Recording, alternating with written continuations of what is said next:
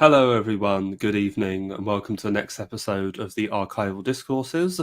I'm once again lucky to be joined for the second time on this channel by Newsfist. How are you, Newsfist? I'm good. Thank you very much for the invite. It's always a pleasure. Thank you. And returning to this channel after about a year's hiatus is a Walrus. How are you? I'm doing good, thank you. Thank you for having me on again. Certainly, it's always good to talk to you, Walrus. Yeah, the last time you were on, I think we were talking about the nature of the middle class and the tragic bourgeois consequences in modern society. The high-low versus middle, yeah. Yes, indeed. Well, for tonight, everyone, I thought I've gone for a topic which I think has been in the ether and it's sort of been discussed, and I kind of want to really hash it out. And it's the concept of Pan-Europeanism. Now, what do I mean by this? So essentially, what I see by meaning of Pan-Europeanism is this idea that Europe being broken up into all these different nation states for its own survival and future has to band together, either as some sort of economic or political bloc. We mostly see this through the political organization that is the European Union. And now, so as we'll get into, there are arguments for and against the EU, whether it's benefits outweigh its drawbacks, but there's also, I think, alternative arguments for what Pan-Europeanism could be.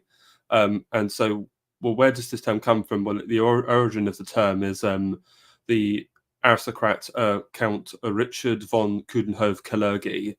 So he was the son of an Austrian aristocrat and his Japanese wife, and he wrote a book called Pan-Europa in the 1920s, making the argument for this. And we're not going to go for Pan-Europa this evening because it's far too long and I don't have a copy, but I have tracked down an article Keri wrote in 1938 that's called Europe Must Unite, and I think it's worth reading through because it's a nice summation of his sort of argument and worldview on this topic. So I'm just going to bring that up and just do Newsfist or Walrus, do you have any initial opinions on Pan-Europeanism at all? Or well, I mean, this kind of strain of thinking was very, very popular after the First World War and after the Second World War, especially.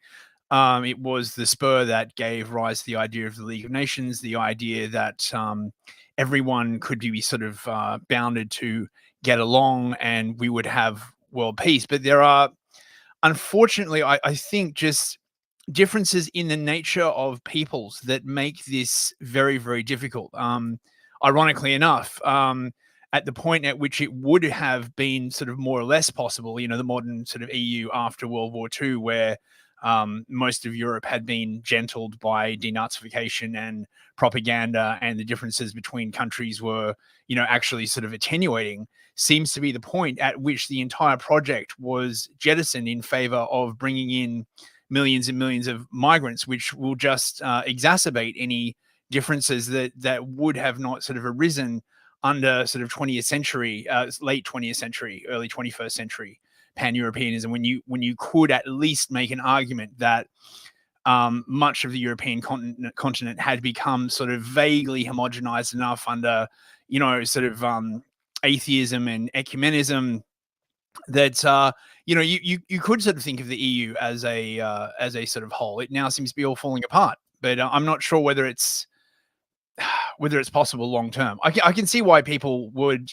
particularly after World War I and II, would feel that was a good project. And for someone like Keri, who spoke 7 languages and was essentially a mutt of the world, really, a sort of a man without strong roots in any one country. He was Greek, he had a Japanese wife, all this kind of stuff. I can see, sort of the early strains of globalism in this idea.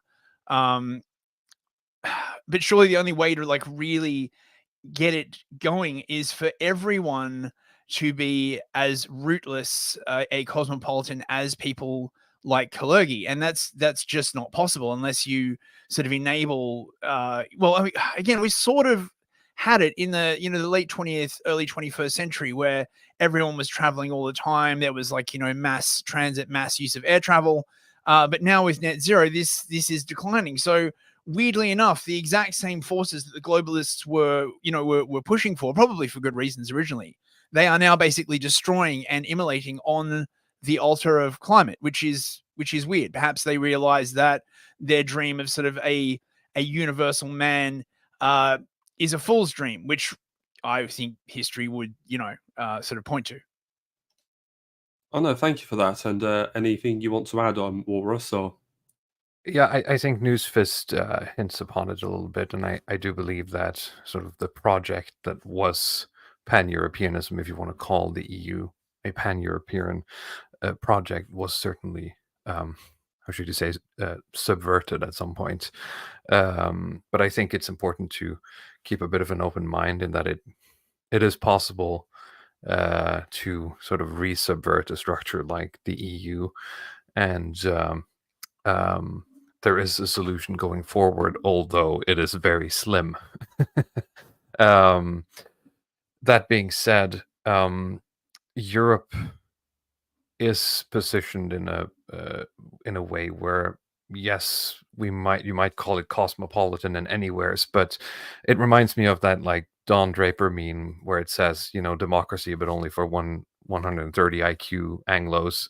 And it's kind of like, well, we can do cosmopolitanism, but just for Western Europeans. It's fine. We can pull it off. But it's once you start to include everyone in that calculation, it starts to go south. And I thank you for that. And I just want to address a comment in the chat to Vendor of Gondor. The only pan-Europeanist I like is Oswald Mosley because he still recognised the need to keep the European nations unique. I believe he supported devolution for Scotland and Wales in the UK. But it's interesting you bring him up to Vendor of Gondor because we will be getting into Mosley a bit later on in the stream. But I didn't know he supported devolution. That's interesting.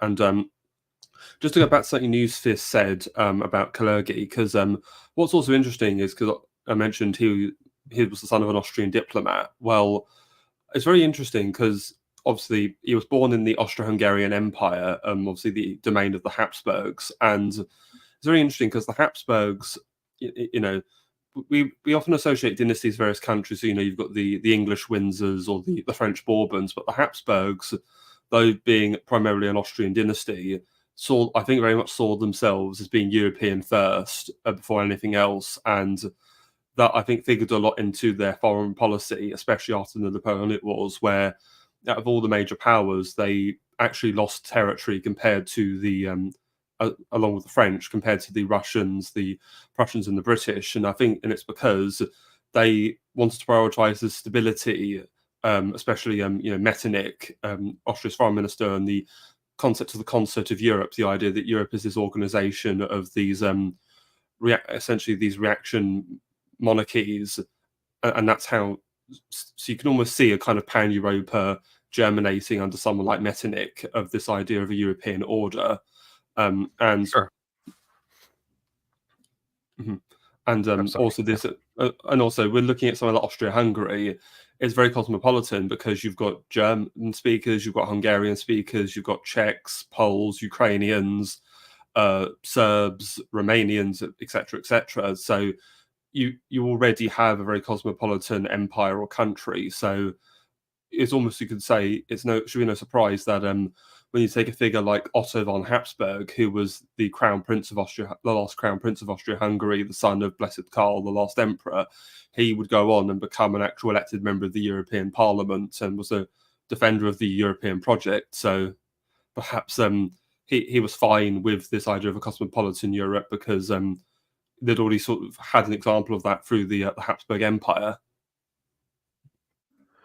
I mean, this is the thing. I try not to go into sort of Marxist ways of looking at the world, but you could make a very cogent argument that this is very much a conflict based on class, right? On the one hand, we have the pan-Europeans, people such as Kalergi, the rootless cosmopolitans. To reference that speech by Mustache Man. How does it go? He's like, the kind of person who is in, Amsterdam on Monday and London on Tuesday, and whereas our people, we've got nowhere to go, because it's true. The poor cannot just, particularly the farmers, those who work the earth, cannot just uproot themselves and move to another city. So although Well, from the and point neither of should view, they. no, well, think, neither should they. I think it's So- important that we recognize that, you know, the aristocracy is the aristocracy, and we should allow them to rule in a sense. Although, you know, okay, maybe the specific cosmopolitans that Mustache Man is talking about was of a different quality, capital Q quality, than those who came before, right?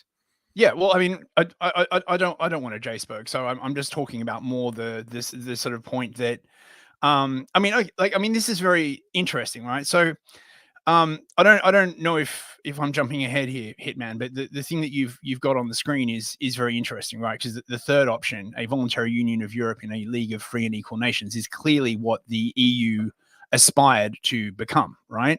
So the idea, and this was an idea that was big in the League of Nations as well, of, you know, a series of nations working together, sort of bonded by a common framework and a sort of common conflict resolution mechanism, that was followed by, you know, the EU single market on coal and steel in order to create economic interdependence so that war could not happen again.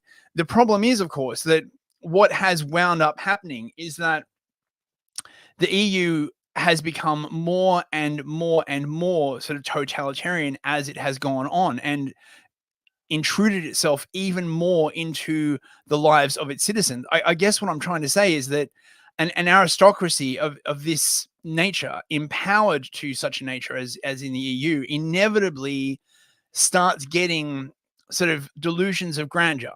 And when you have a project that is founded on this idea of, like, we will banish war forever, League of Nations classically was similar, then it's very, very easy to make the next jump and say, well, what we really need to do is intrude ourselves into every part of our citizenry. You know, we need a common agricultural policy. Then we need, you know, regulations on what kind of food can be grown, and the aristocracy essentially spawns a bureaucracy, and the bureaucracy then begins to oppress the people under it, because from a bureaucratic point of view, the easiest way to function is if every member of that sort of pan-European project is interchangeable.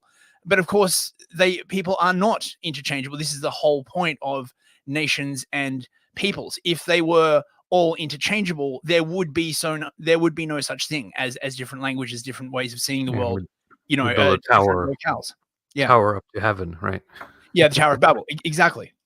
But the point, but still, though, I think it's important to remember that. Where was I going with this? Just because I'd like to say that maybe I'd lay the blame of sort of the wrongdoings of the EU and the encroachment upon everyone's daily life is not necessarily purely because it's headed by an aristocracy, as it were. It's mostly more on the feet of the sort of democratic nature of it. And if you had allowed true sort of liberty through some sort of weird sort of contemporary feudalism, you would probably have a much more freer society in the individual European nations today.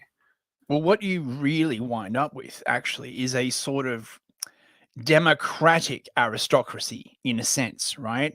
Where, like, you know, a bureaucratic aristocracy, where the people who occupy the aristocracy are there simply because they are very, very good at political maneuvering.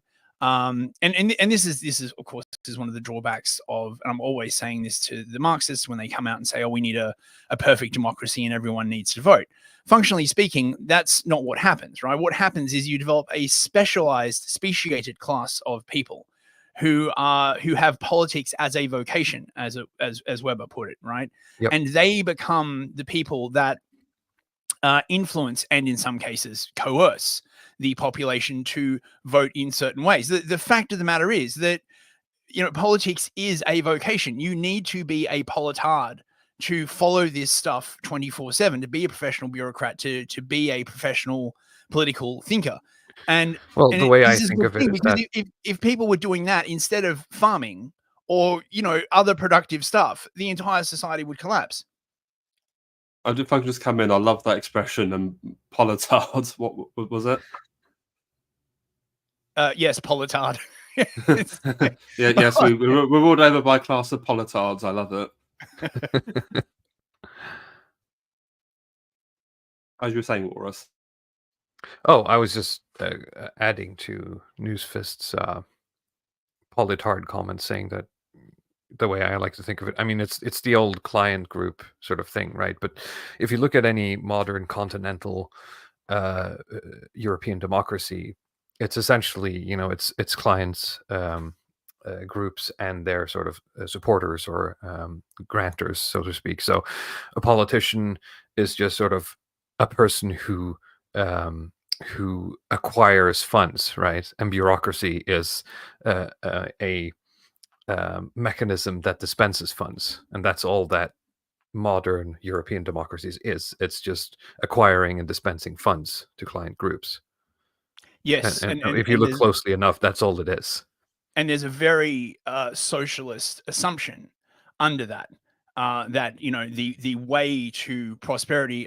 Paul in the chat was saying that it's the ever closer union principle that is one of the major problems, and I agree, because these kinds of sort of wide ideas, they don't really have any end point, right? They're basically open ended. So as soon as you get this idea, for example, that it is right and just that you take resources from one country and you distribute it to another country, unless this has a very specifically defined endpoint, it's going to be open-ended. And even if it does have a specifically defined endpoint, all of the people that you have employed in order to handle and administer this redistribution of funds are not ever going to want to lose their jobs. So by definition, once that train gets rolling, it's incredibly hard to stop. And I think this is what I was talking about before. There is an inherent tension between the ever closer union and the idea of the nation state, just by definition, the idea of peoples, the idea of languages. If the EU really wanted sort of perfect union, what they would really need is a unified language, a unified religion. They would have to go either full commie or full fash, essentially. And they're not prepared to do this, which means that they are stuck at an impasse. Well, it's interesting you bring that up, Newsfist, because according to some nationalists of the 19th century, European unification was the natural extension of the creation of the modern nation state. In fact, Giuseppe Mazzini, famed Italian nationalist and radical, once Italian unification was achieved, he was arguing for the unification of Europe, and he just saw it as well. We've now created this democratic constitution of Italy. Now we need to create a democratic and constitutional Europe. So for these people, it's all just one long-term liberal project ultimately. Yeah, and we are seeing the end point. I mean, again, not to jump ahead, but the thing you've got up on the screen is very, very interesting. I've never read this before. The three possibilities of how you would get a European Union. This is from 1938, right? So just before sort of World War II kicks off. And the first one, either the joining up of Europe to the Soviet Union as a consequence of social revolution, right? So everywhere becomes the USSR. The establishment in Central Europe of the Third Reich's hegemony, so everywhere becomes, National Socialist Germany, or the third one that wound up coming about. It's interesting at the time that I don't know if these are listed in order of probability, but it's interesting that these two were countenanced. I think if you said to most EU people today about these possibilities, they would be horrified by either one or two, or possibly not by one, given the amount of commies in the EU. I'm not sure. No, certainly. Oh no, I do believe that this is part of the sort of global, social revolution as well. Like what he's predicting here is that it should sweep all of Europe, and then we're all just going to join the Soviet Union. But that never happened, of course, which is why we have slow-moving socialism or democratic socialism today, right? Well, Fabianism, basically, yeah. No, certainly. Yeah, so just to read this, so there can be no shadow of a doubt that technical progress will inevitably put a term to European dismemberment before the century has expired. On the other hand, it is quite uncertain by what method and in what form this union will be consummated. So he's saying there are three possibilities. So he's not stating a preference, he's just saying there are three possibilities. But now we come to the next bit where he's giving a preference. So the third solution alone conforms with the aims of the Pan-European movement. The movement rejects the conception that Europe must unite at any price, even at the price of its culture and its freedom. It equally rejects extreme pacifism, which is prepared for the sake of peace to sacrifice that culture and that freedom. It prefers to postpone European Union to a later date rather than to see it realised in the near future under the sway of a Bolshevist or nationalist dictatorship. It's very interesting.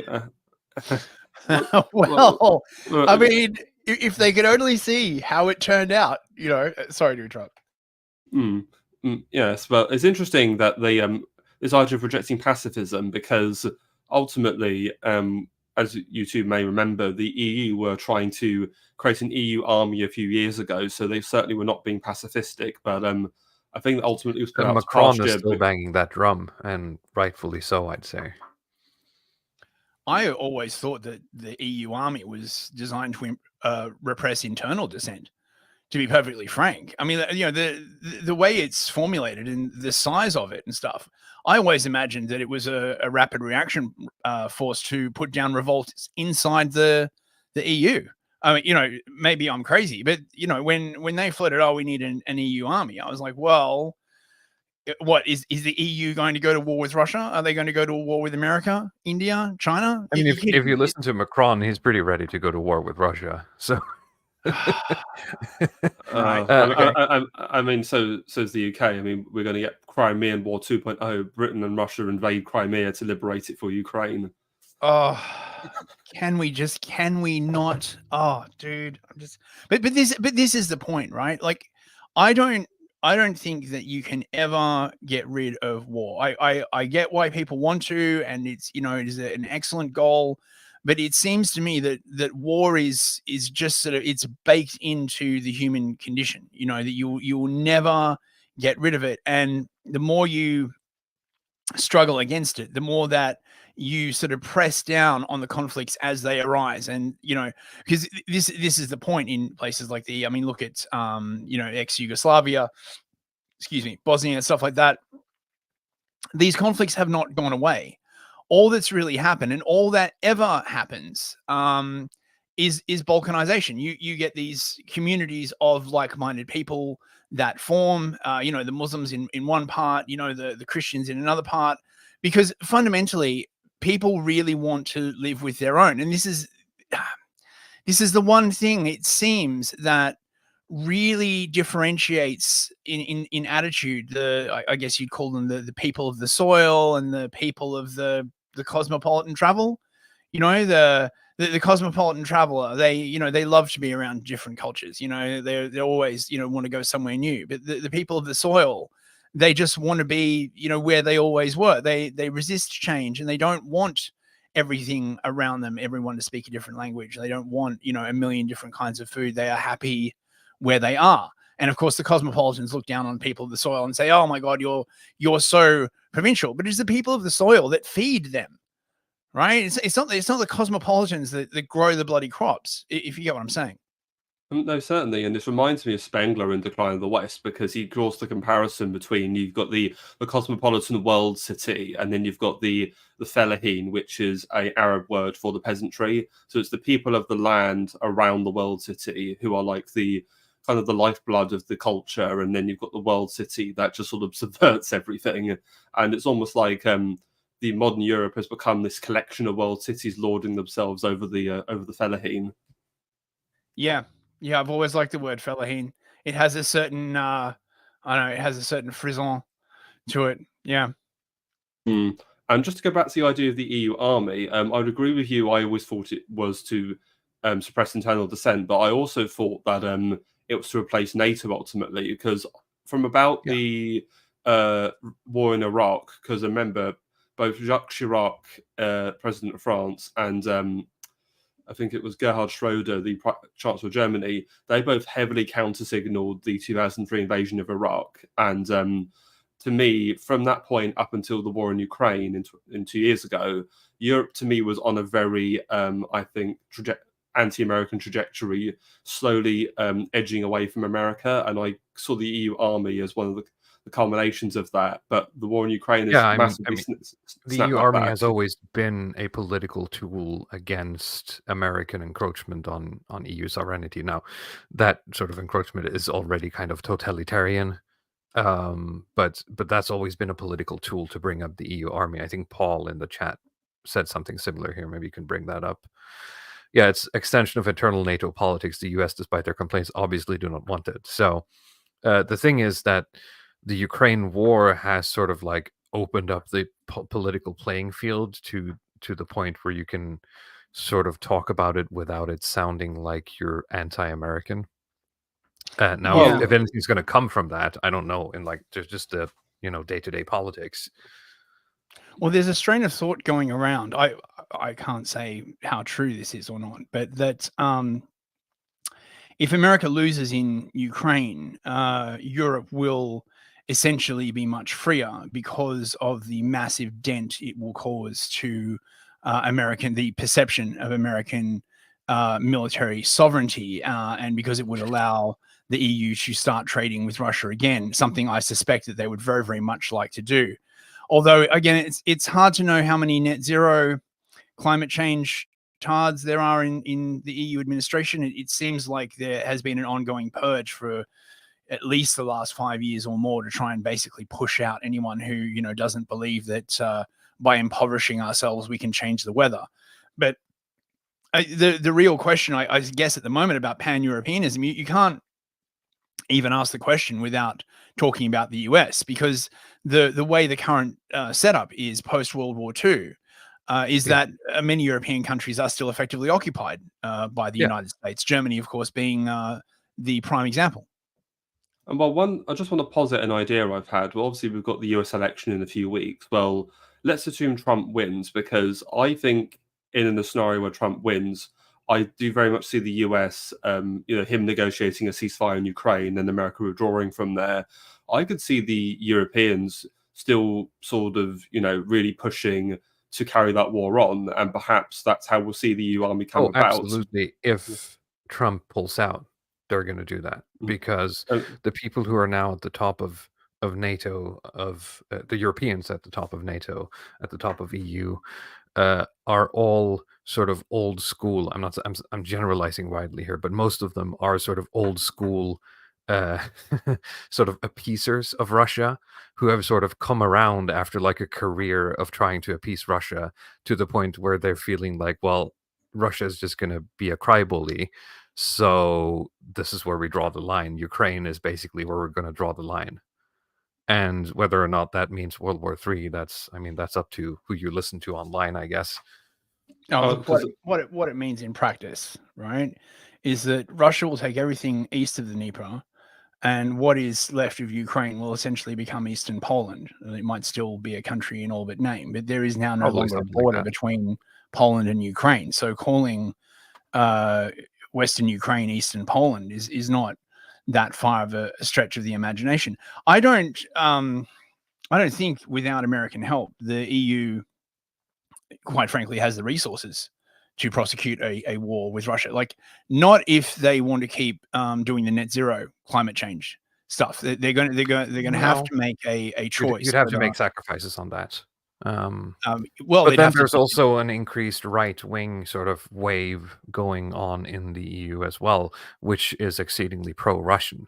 So, yeah, but also I think just more pro peace. It's weird how appeasement is the way that you link the idea of peace being a dirty word, right? As though unless we keep fighting the Russians and killing a gajillion Ukrainians, some sort of transcendental principle will have been dented and sullied. But historically, this is crap, right? This just seems like a way to continue the idea of the rules-based international order, which, again, if anyone has studied, was never really that rules-based or that international. Is why the UN Security Council, the 5 permanent members, have a veto, because they're all nuclear armed, and they would only sign up to the United Nations on the principle that they would not be forced to do anything that would lead them into war. And this was very, very well understood when the UN was founded. And since with the sort of hyperpower status that the US achieved in the 90s, been sort of dropped by the wayside. And you see the continuation of this idea now. I keep sort of saying to people that I'm not saying that nuclear weapons don't exist, but what I am saying is that the Americans in particular are behaving as though they don't exist, which I find particularly puzzling. They're just like, oh, you're about to go to war with another nuclear armed power. No, it's fine. Don't worry about it. Why? Is there something you're not telling us here? I can't work it out. And so can I just get some clarification? So what exactly is a cry bully? It's an expression I've not heard before. So a cry bully is someone who uses victimization in an aggressive manner. So the classic sort of cry bully play would be to go up to someone, sucker punch them in the back of the head, in a crowd, and before the person turns around, or right as they're turning around, you fall back and you go, no, don't hurt me, don't hurt me. So the hope is that no one sees the fact that you were the aggressor, and then by putting on sort of a big show of being victimized, everyone mistakes the aggressor for the victim, as it were. Oh, I see. Yeah, I do see where you're coming from. Yeah, the Russians are a bit like that, I suppose. So they don't fight wars the way we do. That's just the case. And you talked about Yugoslavia as a part of Europe, and if I was emperor and I was designing a pan-European project, Slavs wouldn't be part of it because they're not like us.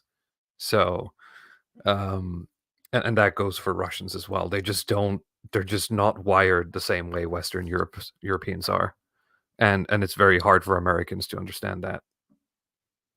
I have to say, when it comes to the Ukraine war and the way that it started, if it was the UK, for example, okay, right? So the UK has like a kind of say island, okay, and this is a good sort of metaphor because the UK technically owns a chunk of Ireland, right? So the US does a coup in Ireland, they get like a new government in.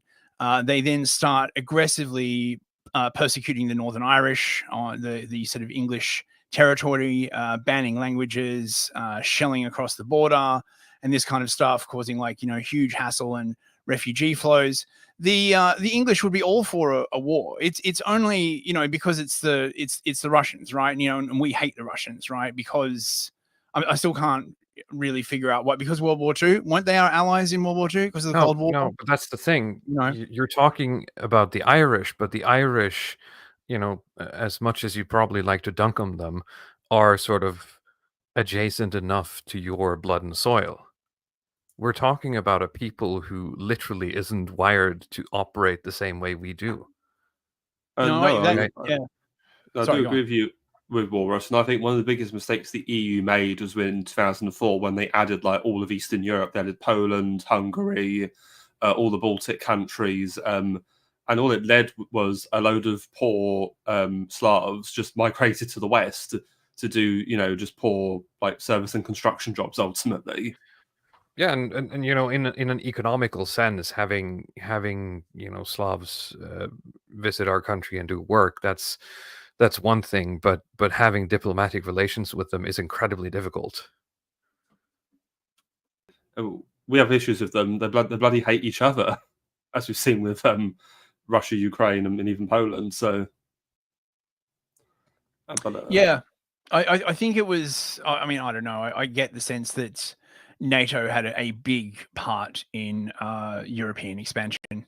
I agree. I don't think it was definitely a good idea to expand the EU like that. It's created many more problems than. I mean, what problem exactly was it? I'm not trying saying to solve? that US interest isn't behind NATO expansion or EU expansion, right? I'm just saying that the fallout of it is that now we're dealing with someone who literally doesn't fight wars the same way we do. And for a lot of, as I said, for a lot of the members of the EU who are calling the shots, they've been trying to use our logic to fight the Russians for like 70 years, and they're getting sick of it. Sorry, 70 is a bit much. Let's say 50.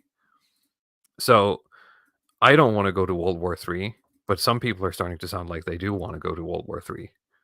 So Starting to. There are people who've been on board for World War III for ages, man.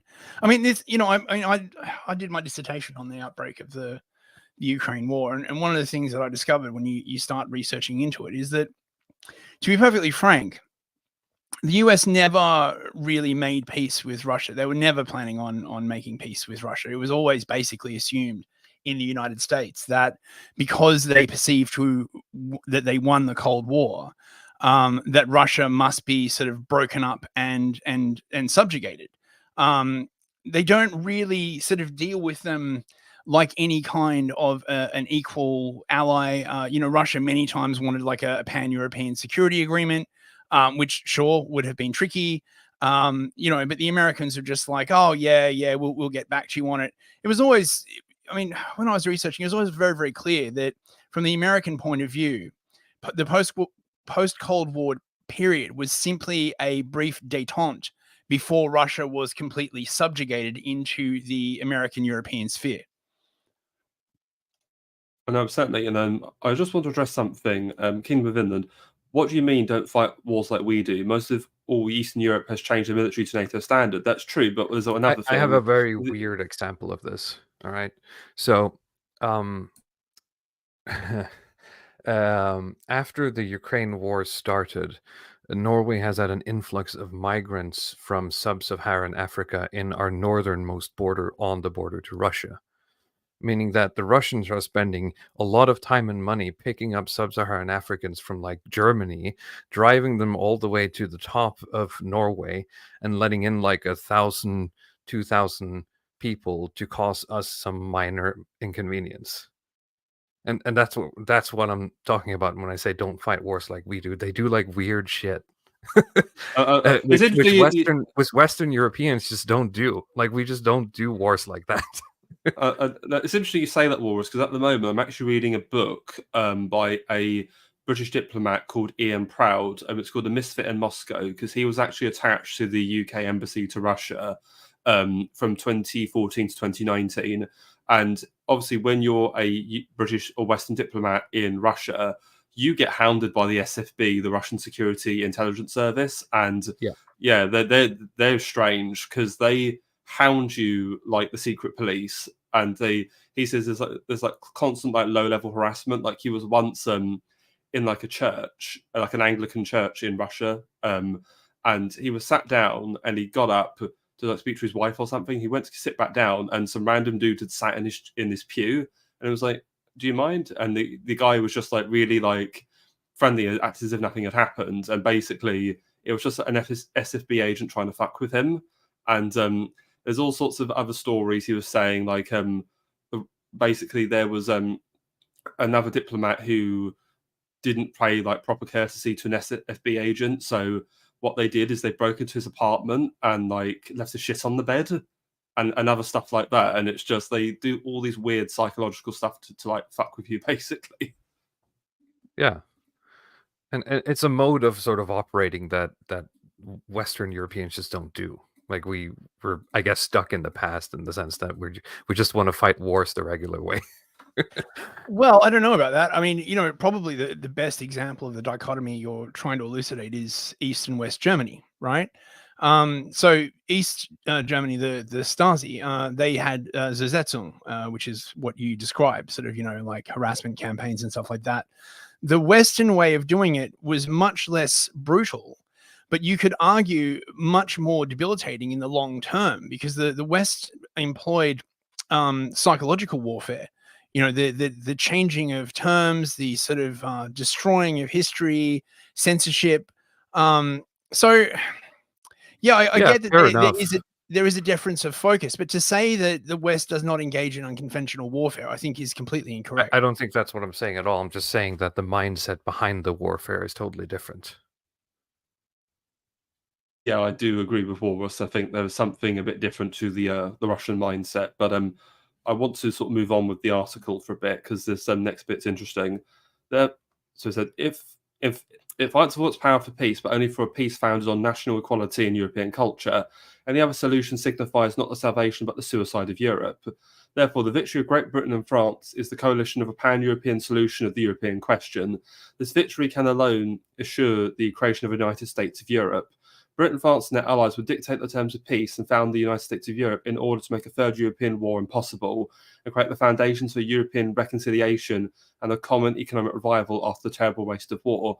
Well, there has been an economic revival, but the thing is, the war between Britain, France, and Germany only resulted in Europe being partitioned with an American West and a Russian East. And then ultimately, even after the collapse of the Soviet Union and the absorption of many former Slavic and Eastern European states into the EU has failed to stop the war in Ukraine. So again, I think this is a bit too idealistic. Yeah. I agree. I mean, you could say that all of these projects sort of by definition are idealistic. I mean, how would you, I mean, this is a problem. All great aims and ideals are idealistic, sort of, by definition. The problem is that, they're sort of open-ended. I mean, it doesn't seem like, did Kalergi write this? Is this... Yes, this is by Kalergi. Yeah. So it doesn't seem like look. One of the things that I've noticed in politics is that every solution brings with it another set of problems. Right? There is no perfect solution to anything. So although this, I'm sure, made great sense, they probably just didn't even envision. I mean, when was this written? 38. Okay, so they probably didn't even envision, the USSR. Sort of as it became, and the problem. I mean, this was the point about Ukraine. Really, it was meant to be, and the countries near it, a buffer zone between Europe and Russia. So this goes back to your earlier point, Walrus, about why adding all of those eastern countries to the EU was a terrible mistake, because as long as the EU was purely Western Europe, there was a big neutral buffer zone between them and the sort of next largest great power, which is Russia. Yep. And just to add another idea, I wouldn't be necessarily opposed to the idea of, instead of having one large European Union, you have many smaller regional unions, whether they be political union or maybe just, like a confederation or something. So in Britain, I don't know, you've got the UK, which is most of the British Isles, and then you've got Ireland.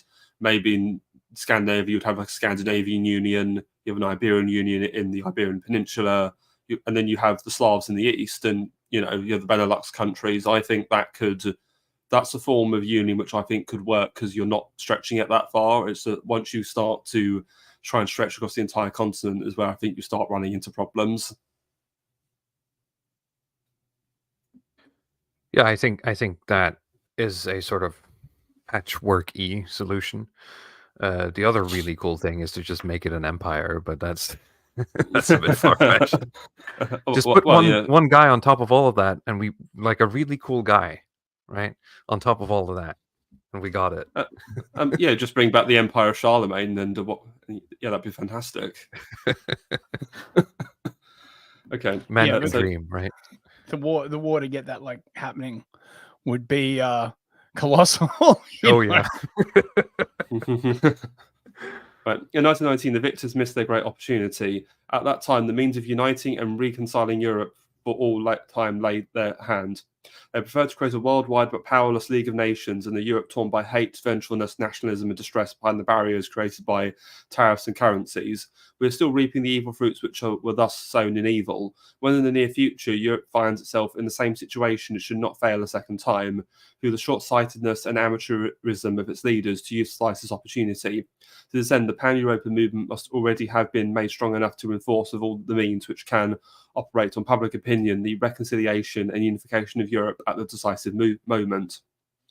Had there been a strong pan-European movement before World War, the European League would have become a reality as early as 1919. We could do nothing to alter the sorrowful past, but we can prepare a better future and must be morally armed for the great decisions of tomorrow. For since 1919, Europe has been enriched by two important lessons, namely that if a policy of national revenge only produces new national revenge, and that a worldwide League of Nations is at least a century in advance of its time.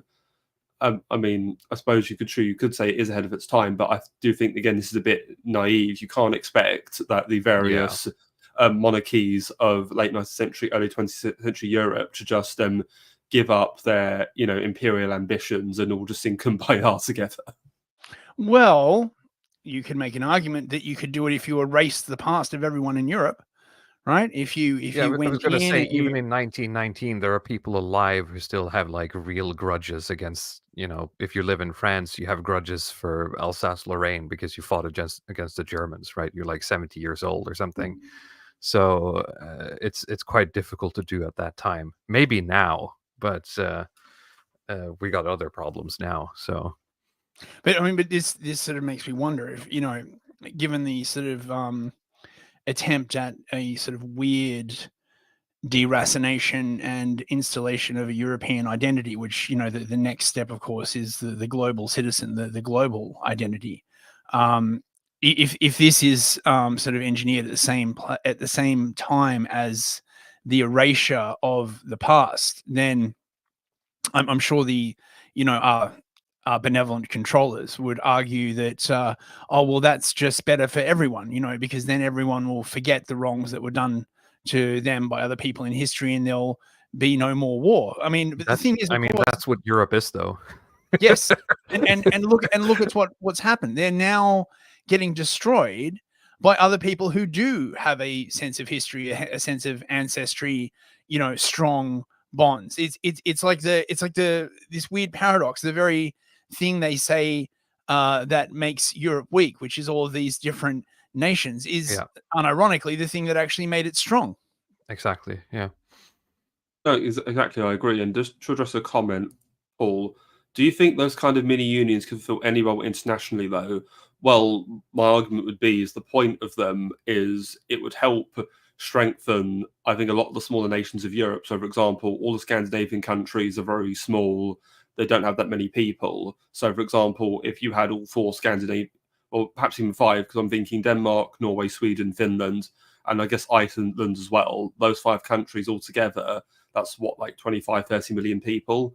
That's probably going to have a more sovereign player in European politics than each of those four nations are individually, which are just isolated if they're separated.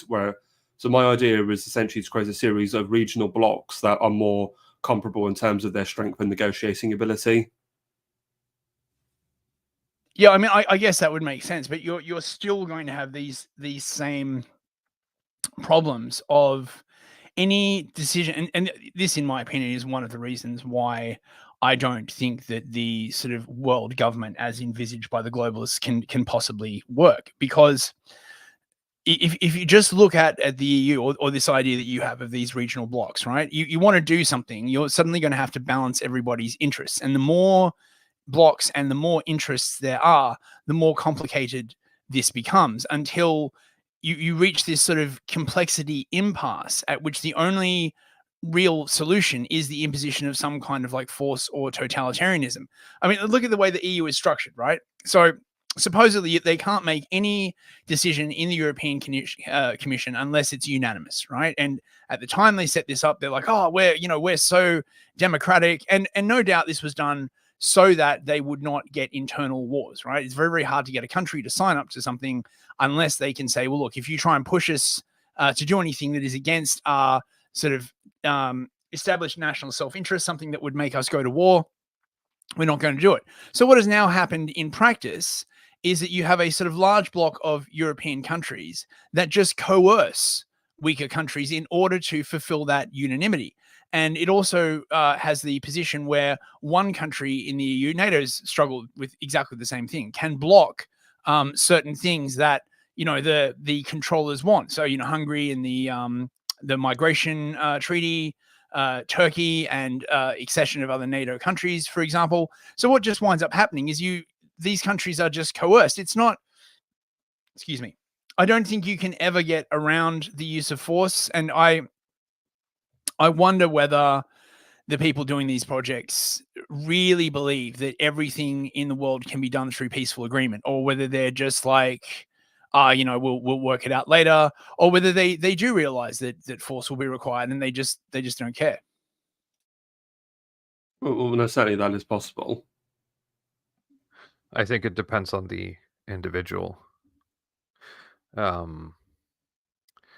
mean, to pull up one example, which is probably good to use in these circles. If you listen to someone like, I mean, he's not in the EU, but if you listen to someone like Tony Blair, if you read between the lines when he talks about the challenges of the future, I think he knows, man.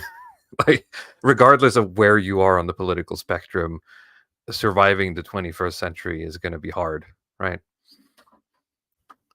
No, that's because of the intrigues of evil globalist elites like Tony Blair. So, yeah, I mean, yeah, you can say that, but I mean, what you're saying, Newsfist, is you're saying that war and violence in politics is natural and human. And so if we're going to take that seriously, we shouldn't shy away from discussing whether or not war and violence is going to be used. And Yeah. we can disagree on the fact that, well, the people doing the war and violence isn't the people we'd like to do the war and violence. But I mean, if we're going to be elite theorists, let's be elite theorists and realists. Well, yeah, well, exactly. And this is the difference between, you know, in international relations theory between realism and multilateralism, right? When I was at university, multilateralism was all the rage, right? It just drove me crazy. Everyone was like, oh, multilateral institution this and multilateral institution that. And the realists are always proven right in the end, right? You have a long period of peace during which the multilateralists begin huffing their own farts, and they're like, oh, you know, we can abolish war forever, and then something kicks off, and the realists are like, yeah, we told you, right? So the realist position is that the most stable configuration of any countries, any series of countries, is when they all have sufficient deterrence. So the realist point of view would be that you know, the kind of attitude that makes the lefties shriek, that nuclear weapons were in fact the greatest spur for world peace that there was, because it was every decision by a country to encroach upon the interests of another country must be weighed in terms of its benefits and malices, right? And if the malices outweigh the benefits, then they won't do it. This is exactly the same rationale for why the citizenry should be armed, by the way, which is one of the reasons why I really like the US, because if the citizenry is not armed, then no matter what the government does, it's not like the government ever has to stop and say, you know, this could go a bit sideways. They'll just be like, oh, you know, what are they going to do? And it's exactly the same in international relations. Unless there is deterrence, there is nothing to stop encroachment. And if there is nothing to stop encroachment, then there will be war. no, certainly. And just to get on to another point, one other issue I have, I think, with the EU is ultimately by having this European Federation, you just create a convergence of the elite. All of the elites ultimately will share common goals and interests and have a greater moral unity than they do with their own people, ultimately. And that is where you get that push towards the ever greater union. Yeah. The problem of moral unity is a very big one that, you know, I've been thinking a lot about. AA talks a lot about this. I think it was Moscow. And this is a sort of a big problem, because any system that tries to capture moral unity among its subjects in such a large geographical and diverse area as the EU has to be thin enough and ghoulish enough that it can be translated into any one of, you know, potentially hundreds of languages, hundreds of worldviews. And it is this very thinness that also renders it completely ineffective, because, I mean, you know, ecumenism is like this. Oh, you know, there are many paths to God, bro. Why don't we just make a religion that's like, you know, you believe in God and I believe in God? It's so thin as to be a nonsense. It means nothing to the people who are deeply attached to certain cultural, religious, linguistic, any kind of tradition. There is a hard limit at which this sort of universalism just becomes so thin as to be useless. Well, isn't this what sort of the Americans are dealing with now, though? Like, You mean inside America? Yeah, I guess. yeah, that they're just sort of splitting more and more apart, I guess, because at least, from what I read online, people are getting more and more entrenched in their identity within the American narrative because the American narrative is so thin. Well, I mean, partially.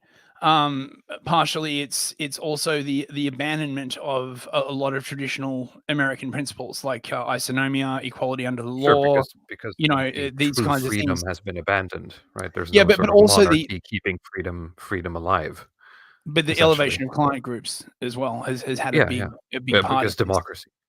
Yeah. Well, I mean, you can't. I mean, look, the ideal of everyone being equal under the law is a nonsense, right? I might be smarter than you. I mean, I even might the be born founding into a rich fathers wrote family. about this, right? They Yeah. still had this idea of aristocratic democracy when they talked about representative democracy. Yes. But these ideals are something you can at least try and aim for.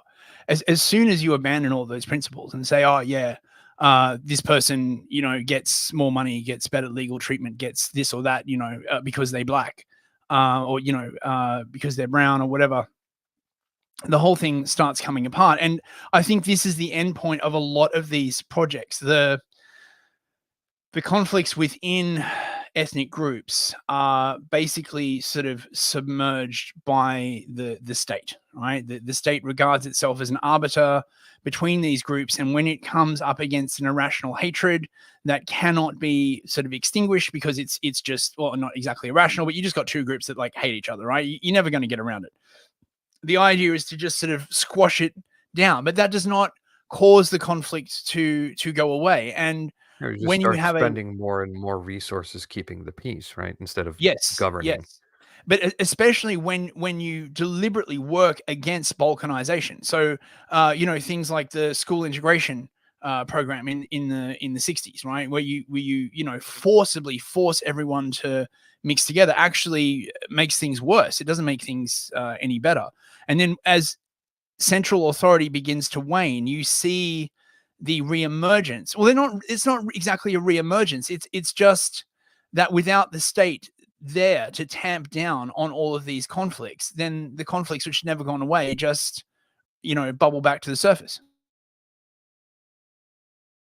Oh no, certainly. And just to carry on, a clear conception of the fact that the 1919 League of Nations has been a failure is an essential condition of the construction of the European League.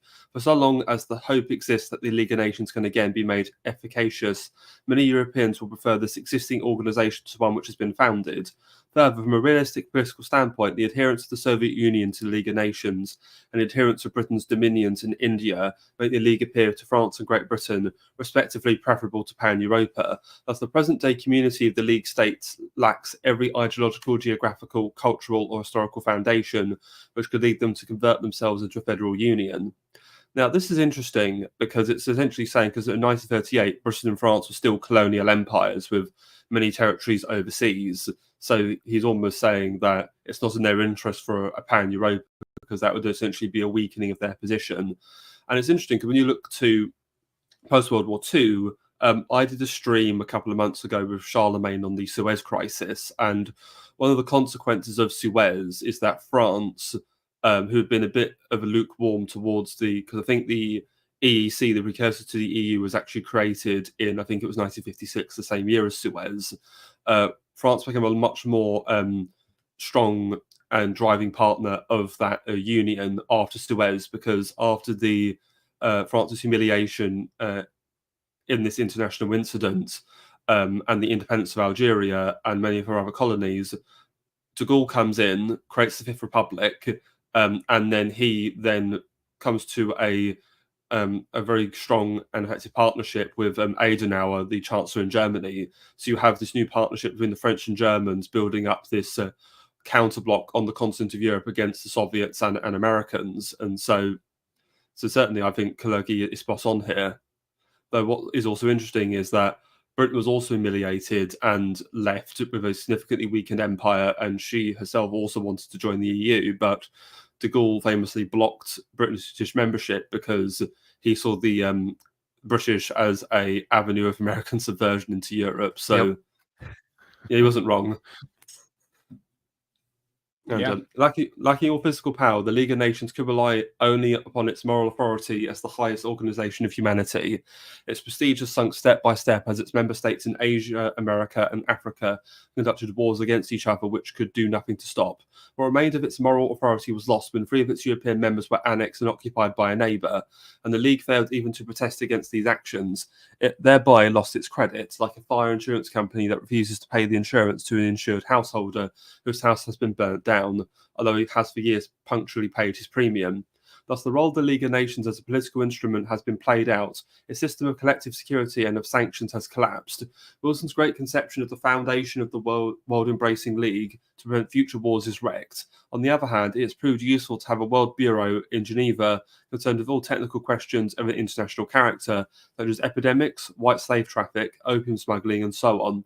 The increase of traffic will constantly increase both the number and the significance of these intercontinental questions, so that the non-political importance of the League Secretariat will grow in future if all states, which today remain remote from the League for political reasons, can be articulated into this non-political world organisation. What we have to do today is not to disband the League of Nations, but to remove it from politics and make its universality a reality. In this shape, as a moral world authority without physical power, it could better serve peace between continents and races than it can today. The League of Nations could only be dangerous and injurious if, after its moral collapse, is it to set up to be the protector of European freedom and thus desired to create the belief that a closer European Union was superfluous. Not only all Pan-Europeans, but all human beings who value truth and European peace must combat this falsity. And so, again, Kalergi seems to be allergic to this idea of the Union having a sort of physical power, and I suppose that has been what has manifested in the EU. It's NATO that has the military backbone and not the EU. The EU is just an economic bloc and political association ultimately. I mean, it's really interesting reading this because, I mean, the same thing happened to the United Nations as well. It's happened to America now. You know, the whole moral authority thing. It seems to work for a while, but because the moral authority is always sort of in an abstract and it never sort of stays for long. As soon as it is undermined. I mean, one interesting thing about the League of Nations that I always found very interesting, and I always thought that Wilson was a bloody fool, to be perfectly honest. And not only that, he was puppeteered by a guy, William Mandel House. If you've never read up on Wilson and his relationship with House, it's very, very interesting. They seriously had this idea of European disarmament that I liken to 5 guys, 5 bad hombres, all armed with revolvers, sitting around a poker table, right?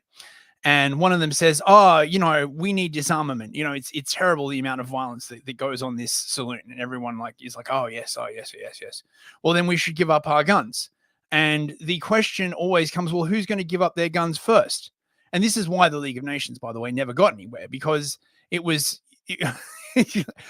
everyone wanted everyone else other than them to be the first one to surrender their arms.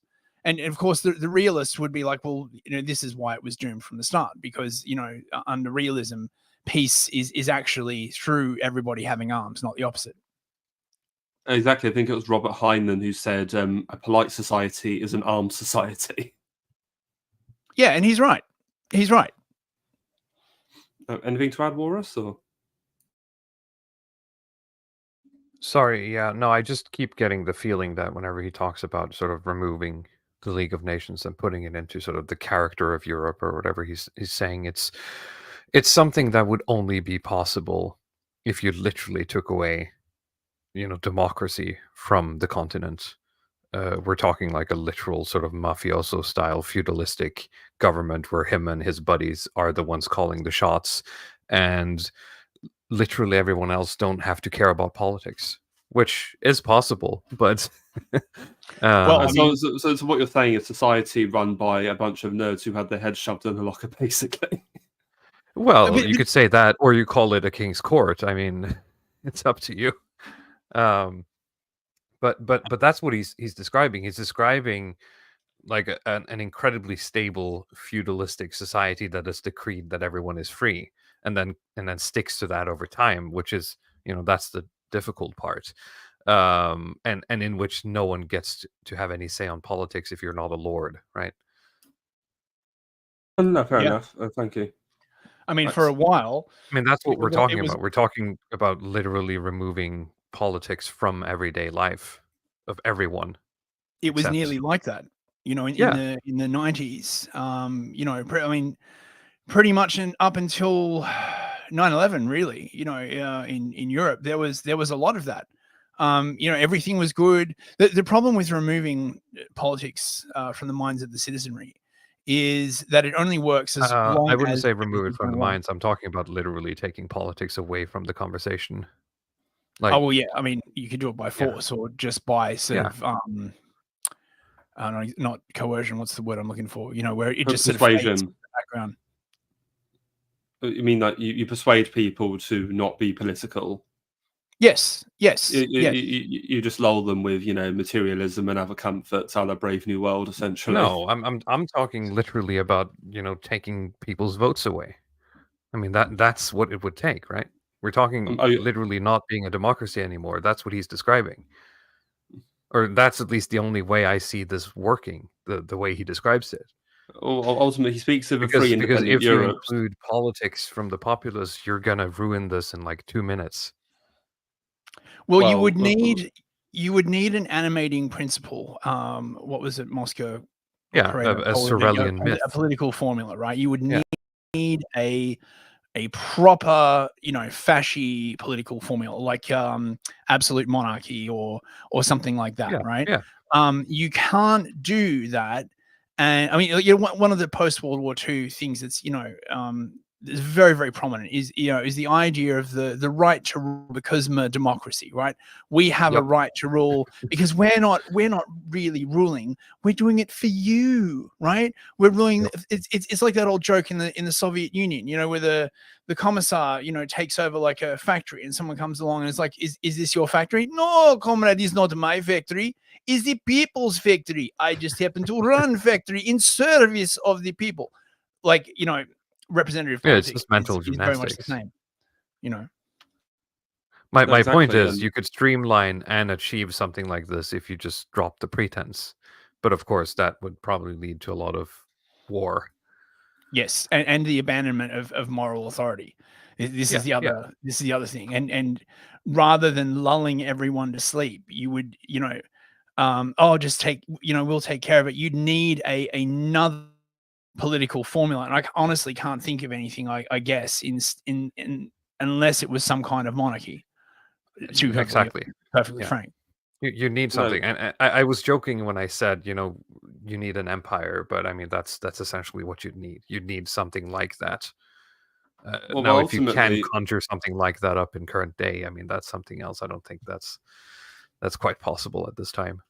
No, but in terms of an empire, I mean we have the as people like to say, the American Empire, or rather the NATO Empire, if you want, because ultimately, because we're talking about power, you get the analogy Newsfist about the 5 hombres to give up their guns. Well, that's what happened. All the hombres gave up their guns, and then another bigger hombre came in with his even bigger gun, and overwatches all of them, ultimately providing security.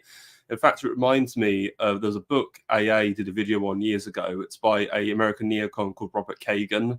It's called A Paradise in Power, and in that he's basically saying, the Europeans can be all idealistic if they want to, wanting to spend all their taxes on their welfare and their material goods and what have you. But ultimately, someone needs to be in there with the gun providing security, and that's what we, the Americans, do. So they should shut up when they nag about us having our military presence. As much as Kagan and Nuland and the Atlantic Council annoy the hell out of me, he does have a point. Yes, but then you could argue, well, if it weren't for the Americans occupying Europe effectively, the Europeans could provide their own security, to which the Americans would be like, oh, no, we're not doing that. So it's a bit of a catch-22, and that's what makes it so weird to even entertain the idea of like an EU that would be in any way sort of independent, right? Because you're talking about threading a needle where you somehow get an army up and going where you can protect from anyone else, and you also persuade the US to sort of just kind of let you go or ride it out until, I guess, the US collapses enough. and then hope that Russia and China don't come knocking. I don't know how you'd sort of finagle that. Europe can't even protect its own goddamn borders at the moment. Yeah, I mean, that's what I'm saying. We're quite far away from. I mean, this where we are now is such a distance from this, right? If you had told Kalergi, right, that at some point the entire European establishment would decide that what everyone really needed was millions and millions of sub-Saharan Africans and Pakistanis, he'd look at you in horror. He'd be like, It's funny you say that, because I don't know if you're aware of the often derided Kalergi plan, Newsfist. Oh yes, actually, I am. What I'm just saying is that, well, according to that plan, Kalergi wanted to miscegenate Europe by having a load of non-Europeans come in and mix with the population, creating a continental wide race of brown people. Now, I think you could argue they have tried to do that. It's not worked because the foreigners want to keep to themselves and form their own ghettos. They don't want to interbreed. They don't want to breed with Europeans unless it's migrant rape. When was the Kalergi plan published? Was that sort of a later evolution of his thought, or sorry? 1925, I think. 1925. So before this. Yeah, exactly. Okay, so that would suggest that he is not being in any way honest in this, and he's just doing that thing of just saying stuff, but in reality, he basically wants to destroy Europe. Bloody hell. Well, again, with this idea of a free, democratic, independent Europe, again, it's this idea that people are just interchangeable economic units, and if we have this the four freedoms, these economic units can just mingle about and do what they want, and that's great. We're all just going to become the same sort of shade of grey, I guess, or brown, I suppose, was his idea. I think that's literally what he wrote. It's funny. There was an episode of South Park years ago. It's a famous one with I think some portal from the future opens and these weird brown people come through who speak this garbled language, and they realize it's actually people from the future where everybody's become miscegenated. So every human being is this horrific brown person that speaks this horrible mixed patois of many different dialects, and it's you got the famous line, they start taking everybody's jobs, and it's like, they took our jobs, and the Goobacks, they were called. Yeah, the Goobacks. Now then, the Simpsons predicting the future. They've got South Park predicting the future. Right, to carry on. The undeniable fiasco of the League of Nations has left the way free for the United States of Europe. At the same time, however, it has made it possible for anti-Europeans to argue that the League itself has failed to establish a European system of cooperation, security and peace, and that therefore any similar plan is impossible of execution. Such critics forget that the idea of the League of Nations has as little to do with Pan-Europa as it has to do with Pax Americana, that Europe embraces only 4% of the world's surface and only 1/5 of its population. It is therefore inconceivable how the two terms European and international can continually be used as interchangeable. Well, it's true that you could argue an EU would be a regional bloc, but is the EU nothing but an extension of the Pax Americana, as essentially it's an economic bloc that has complete open free trade with the United States? Well, it is now, post-World War II, most definitely. At the time, I don't know. At the time, it probably wasn't, and with the way the Germans and the French were operating in the beginning, it probably wouldn't have been. But here we are. Certainly. It occurred to no American that Pan-American... Can you bring up a Kingdom of Vinland's comment, just aside real quick? Sure. He says, at the end of the day, as long as the US is I'm reading it, white majority country, the US will always care about Europe to some degree or another. I think that's 2070, isn't it? That's the deadline for majority white. Yeah, with current demographic projections continue, then that's when whites will enter a minority. So, wow, that's quite dark, isn't it? The Americans rediscover isolationism, but they have to completely destroy their demographics for that to happen. Yeah. Dark, but It would occur to no American that Pan-American and international were synonymous, though the American continent is almost 7 times as great as the European. Americans have long been used to characterizing all institutions, organizations, or problems which are confined to their continent as Pan-American or inter-American. Only Europe still suffers from that form of megalomania, which leads it to believe that it rules the world and is more or less identical with it. This is the reason why a whole series of important European institutions, such as the International Chamber of Commerce, the International Union of Agriculture, and the Trade Union International, are simply called international, without any European sections being organised in separation from the international institutions. Only when we see from this false perspective can the failure of World Union be advanced as an argument against the possibility of European Union. In fact, the Union of Europe stands on today's agenda, while the question of World Union is an item for a distant future. It was the fundamental mistake of Wilson and his collaborators to overlook this all-important difference. Thus, the League of Nations has become a disappointment, while Pan-Europa remains the greatest hope of our generation. The only reasonable issue of the present war which can compensate for us is its terrible sacrifice. And it's interesting because I almost feel like he's kind of going full like imperialist with this now, where the Europe is just going to be this sort of grand imperial project like the United States. And he's starting to remind me of Guy Verhofstadt, the disgusting Belgian politician. I was going to say, this guy strikes me as like the most, pro-European, anti-European. Yeah. And if I didn't know better, I'd ask for an early life check. But obviously, it's okay. But he's writing some weird shit here. No, exactly, and this is the thing, because he's speaking exactly like Guy Verhofstadt speaks. Because I remember during the 2019 general election, the Liberal Democrats invited Guy Verhofstadt to their party conference, and he gave this deranged speech about, Britain must be part of Europe because Europe is this grand empire, and America is an empire, China is an empire, Russia is an empire, Europe too must be an empire, and it's mental, and it's this like you do realize that Europeans aren't just one homogenous people. They speak many different languages and have many different conflicting histories. You can't just like throw all these people into like a giant bowl and whisk them into like this horrific amorphous blob. But that's not how it works, you psychopath. No, it's going to be very difficult. I mean, you could get some sort of approximation, as you said, Hitman, if you did some sort of like subgrouping of it. But even then, I mean, you mentioned us fighting in wars alongside the Swedes, and I'm kind of cringing, right? So, oh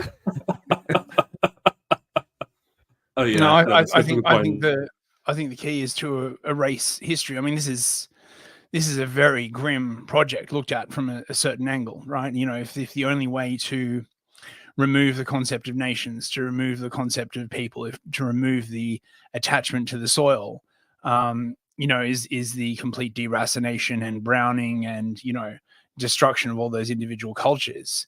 They'll be like, oh yeah, well, okay. Who needs them anyway? What has different cultures ever done for us? Well, they literally built Europe. I mean, classic aristocratic globalist take. And it's also dark because it reminds me, because I did a couple of streams with AI Shaitori and Alexander the Great earlier this year, and I have to say there's this conspiracy around his death about why he died. Some argued he was murdered. Well, one of his really mental plans that they found after he was dead when they were going through all his things is they found this document basically saying, oh, my plan for my empire is I want to mass redistribute populations. I want to move Persians to Greece, and I want to move Greeks to Persia. Let's dabble some Egyptians all over the place. And so he literally wanted to kind of create a miscegenated culture of all these different peoples. And so this is an idea that goes back way well to ancient history, especially when you look at something like the Assyrian Empire as well, because the Assyrians like to forcibly relocate people around too. So so miscegenation and empire seems to go hand in hand, it seems. Damn, that's evil as hell.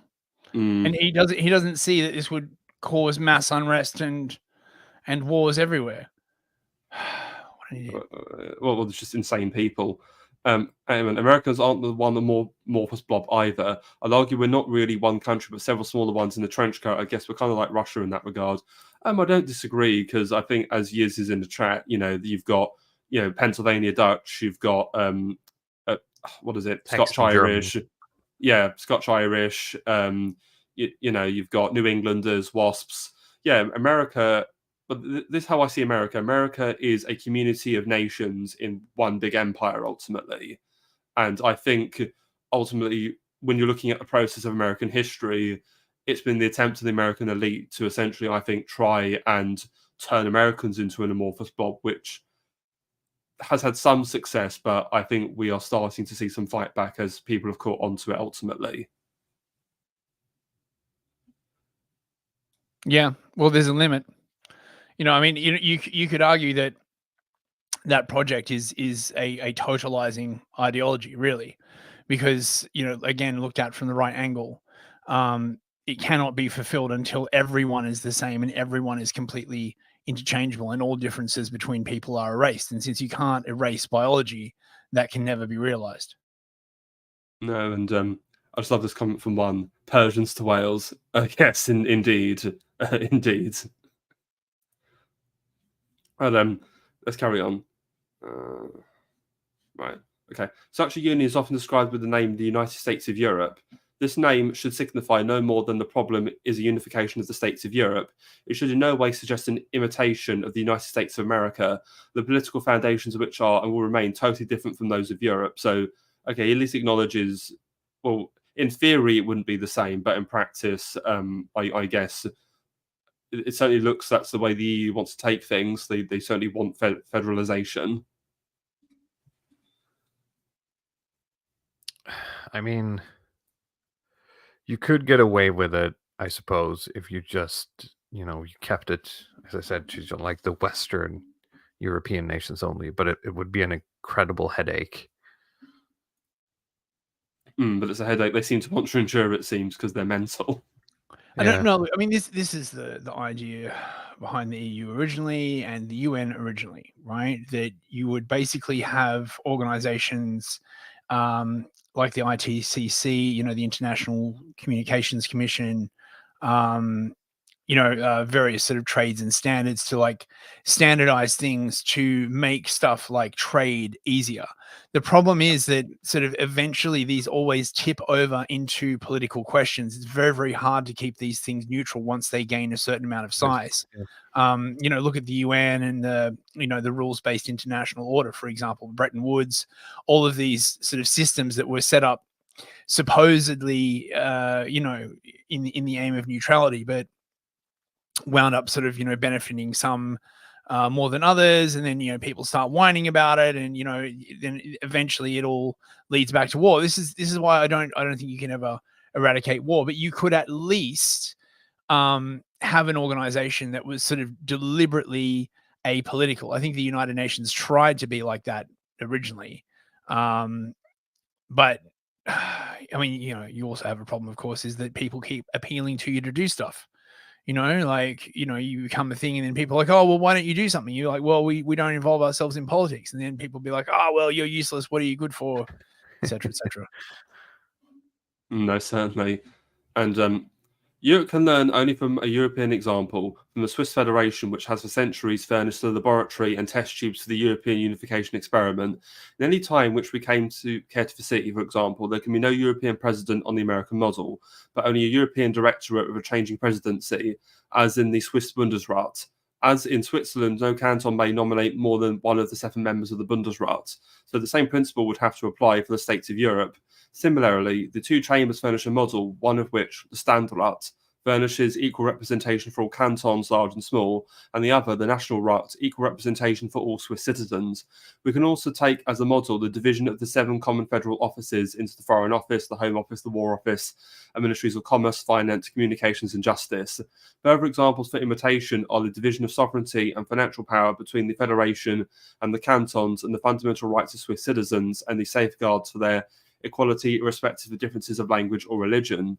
Now, this is interesting because Switzerland, you can almost say the EU is just like a Switzerland on a larger scale. That's what they're attempting with this or the sort of the financial model they've gone with, and all of this political organisation. The only thing I would say is that Switzerland's a relatively successful country because, one, it's a relatively small country on a defined geographic boundary, that of the Alps. So it's a relatively defensible state. And even though there are many different groups, there's Germans, there's French, there's Italians, the Germans form an overwhelming majority, with the French and Italians forming local majorities in 2 regions which have their autonomy within the federation. So that's why it works, I guess. But trying to transplant that across all of Europe just seems fanciful. Yeah, critical mass is more important than per capita, I believe, these days. I know, certainly. And so yeah, this works for Switzerland. It's not going to work at the scale that the EU or the US is doing it. No, certainly. And another thing, the Swiss have famously been quite neutral and they keep to themselves. When you're the size of Europe, you can't keep that neutral, can you? Yeah. A lot of these systems, I don't think they scale particularly well. You know, I think there's a tendency for people to think in terms of you know, industrial processes where you can scale and get economies of scale and uniformity, but people are not uniform, which might be sort of like, you know, why there is a drive to make them more and more uniform in the hope that they can defeat this scaling problem. But I don't think it's possible. It just becomes too complex, and the more you try and make people into interchangeable parts, the worse it gets, you know. I know, certainly. The Swiss federal constitution, adapted to the European order of magnitude and to the different historical development and constitutions of the European states, furnishes the broad line to the constitution of Pan-Europa, the aim of which cannot be achieved at a blow, but which all Europeans must keep before their eyes as a proof that the peoples of Europe can unite when they wish. As a first step towards the great aim, we can use the services of a Pan-European Union of states formed on the model of the Pan-American Union, which has for half a century included all the republics of the New World in common organisation.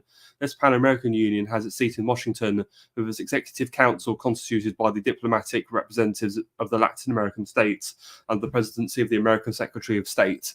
The council meets once a month to discuss all questions of common interest. Every 5 years, a Pan-American Congress, which tends to be more intimate union of the continent, is held in the capital of one or other American state. It is, in fact, a kind of American League of Nations, which just in recent years, in view of the failure of the Geneva Organization, has become the hope of the wide circles of North and South America, and is being constantly built up. Such a Pan-European Union of states could become effective at once if Great Britain would decide to enact in it the same role as the United States of America in the Pan-American Union, for Great Britain is the one European great power which has no territorial ambitions on the continent and would therefore be suspected by no one of a desire to achieve national domination or hegemony. The part played by Great Britain in view of its close relations with the United States will at the same time be a guarantee that the foundation of Pan-Europa was not only not directed against Pan-America, but on the contrary would and could secure eternal peace within the Atlantic world in the closest concert with that sister organisation. I think this is quite fascinating, a novel of Kalergi. So Britain is going to be the sort of leader and policeman of Europe ultimately, which is something of which I think most Europeans would find aghast. You know, perfidious Albion is going to be your big daddy to manage everything. Yeah. Yeah, I'd rather have the French, to be honest.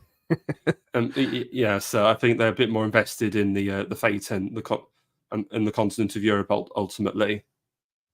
Yeah, and I think, as A said in his video with Evola in the EU, I think the British are like hobbits. We just want to stay in our shire and not be disturbed. So, well, not only. I mean, there are some of you who are Saxons, and with those, you know, we share some common points of view.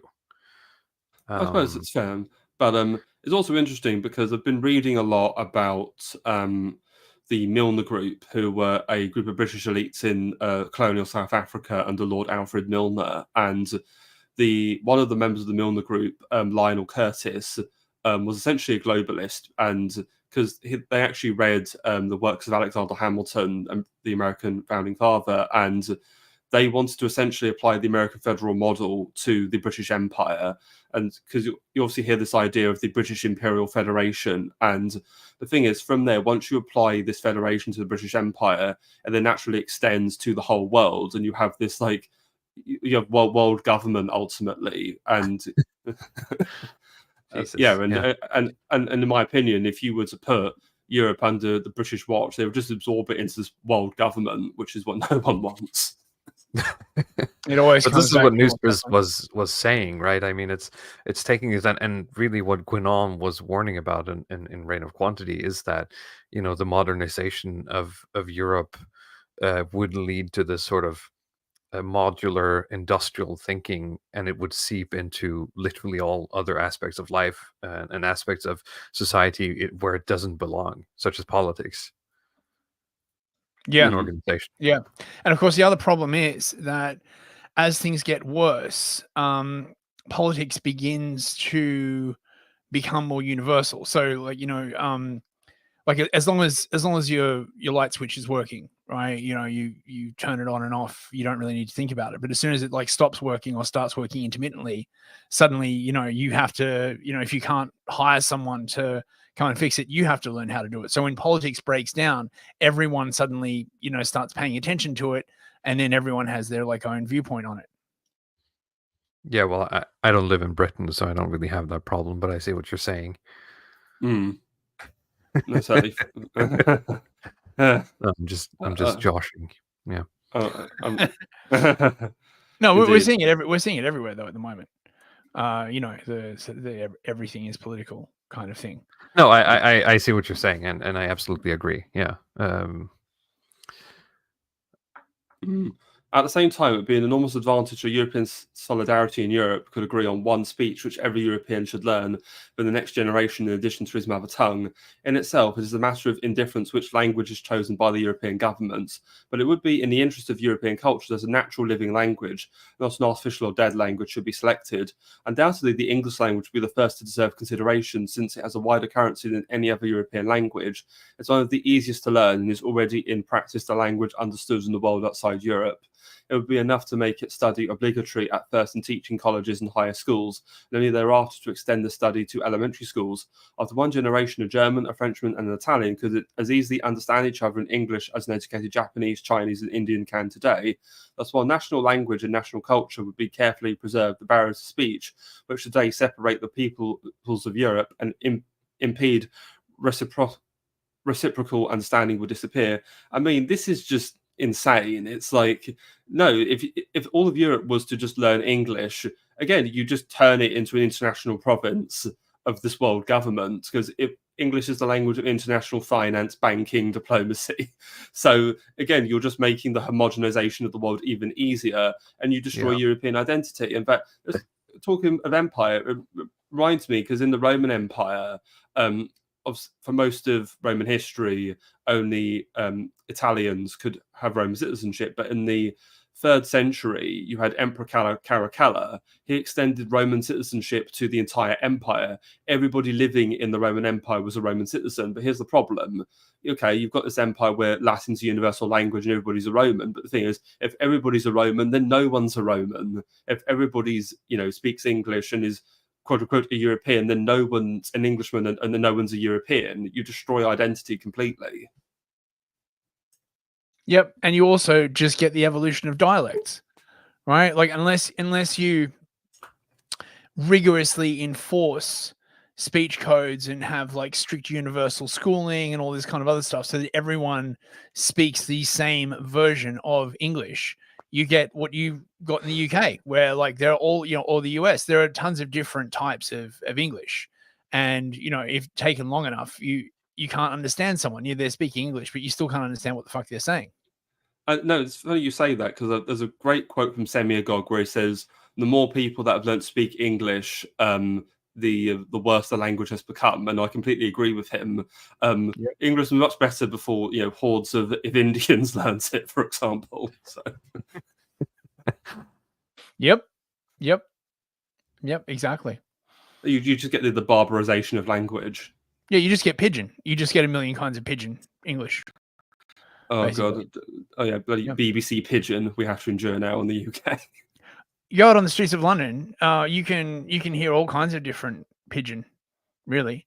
Roadman is particularly popular in London. Man, them be saying, you know what I'm saying, man. Like, I can't even properly You speak hear it. that stuff on the street? I thought it was just like in Oh the yeah, raps. oh yeah. I mean, I can mostly understand it, but I can't speak it. Because I don't know enough ghetto words. Exactly. I'm not enough of the streets, bruv. You know what I'm saying? I only know Wagwan. Yeah, That's Wagwan. all I know. Yeah. In Uganda Knuckles, do you know the way? Oh yeah, yeah. Yeah, that was incredibly Kirsten for a good reason. Yeah. Right. The question is often asked whether the unification of Europe should take its rise from politics or from economics or from a change of spirit. In practice, preparatory labour must go forward at the same time on all three planes. In politics, through regional union and a realistic peace policy. In economics, by the removal of most favoured nation treatment and the inception of a European system of preference. In spirit, through the propagation of the European idea. At the same time, economic union is clearly dependent on political union and political change on the change of spirit. It is impossible to make a customs union between states who are military threats to each other. A threatened state must have a recourse to a system of autarky in order that it can produce within its own boundaries, in the case of war or blockade, all articles which it needs for life and warfare. For this reason, it is not good sense to ask that Europe should first unify itself economically and thereafter politically on the basis of economic independence. As Europe's collective security must precede an economic union, so European spirit must precede Europe's political unification. So long as an extreme nationalism prevails, every signed guarantee of freedom remains a scrap of paper that can be torn up at any time by its signatory or his successor in the alleged interest of his nation. Only a guarantee of freedom which is born on the broad current of public opinion can become the foundation of European Union.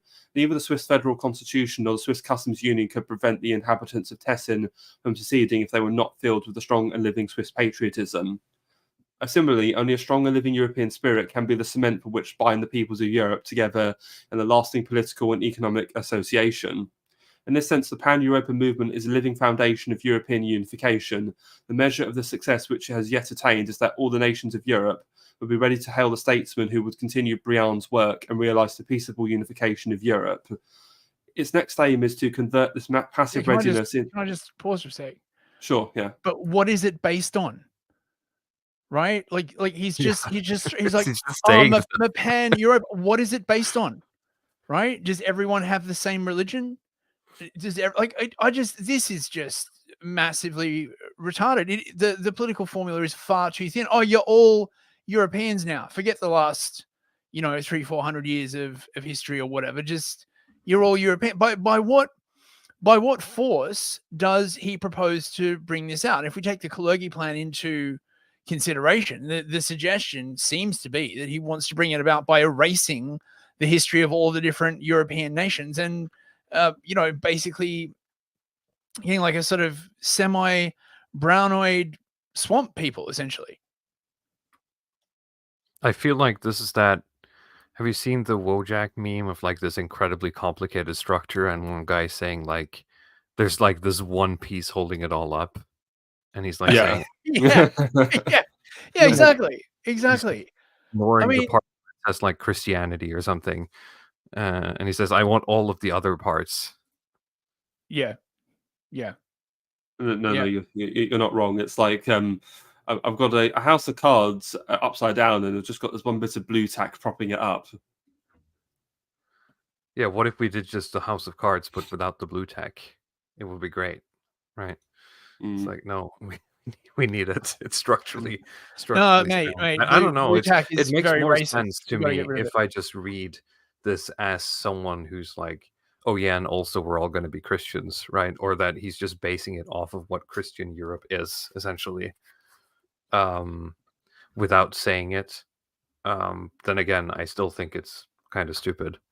But again, I think one of the main problems here is we're post 1848 here, and in 1848 you had the emergence of modern, European political liberalism after the French Revolution, and so you've got this again, I think he's tapping on this sort of romantic conception of the international brotherhood of Europeans in revolt against the reactionary past. But the thing is, if you go back to the 9th century, Charlemagne's empire, you had all of France, you had the Netherlands, Belgium, most of Germany, you had half of Italy, a little bit of Spain. And, that was a workable political unit because it was contiguous. You had one strong ruler who was respected. It was Catholic. Everybody had the same religion, and everybody spoke some form of Germanic dialect. So that was a workable political unit, and that only had like half of Europe. That wasn't all of it. I mean, say what you want about Islam and Christianity. At least as political formulas, they do allow this, right? You can make a relatively cogent argument, even if there are different factions of Christianity. I mean, unless we're talking about the 30 Years' War, like, let's just skip over that, right? But you could at least, I mean, look at the way the 30 Years' War was resolved, right? Yeah, sure. Yeah.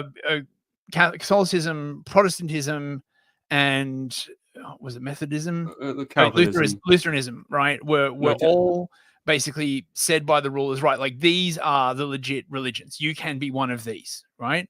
But under that, we're all Christians. But they did the whole balkanization thing as well. The Treaty of Westphalia, which if you ever study international relations or foreign policy, the first thing they start talking about is the Treaty of Westphalia. But they don't talk about the fact that what the Treaty of Westphalia actually was a massive balkanization of Europe, where all the Protestants went to live in Protestant countries under a Protestant king, and the Catholics all went to live in Catholic countries under a Catholic king. So you could easily make the point that the Treaty of Westphalia really tells you everything you need to know about mass migration and, the encroachment of Islam into the West, for example.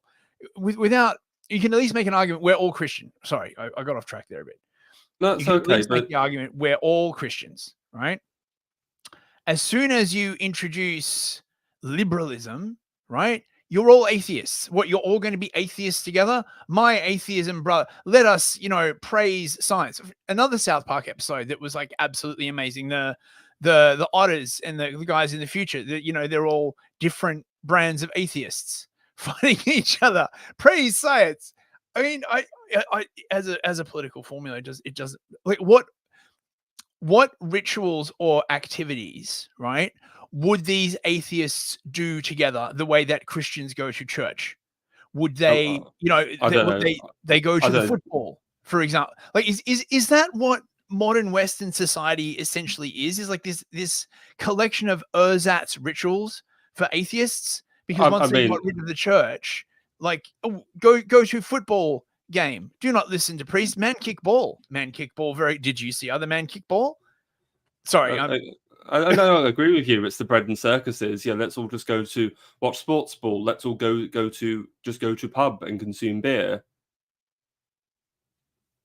I mean, just consume product and get excited for next product. I've heard so many people bitch about consumerism, but is it really consumerism or is it just atheism? That because you can be religious, and again, as much as I'm not a fan of the Muslims, Islam is at least a legit religion. You have to give it that much, right? It is a bonding force among its people. You know what I mean, right?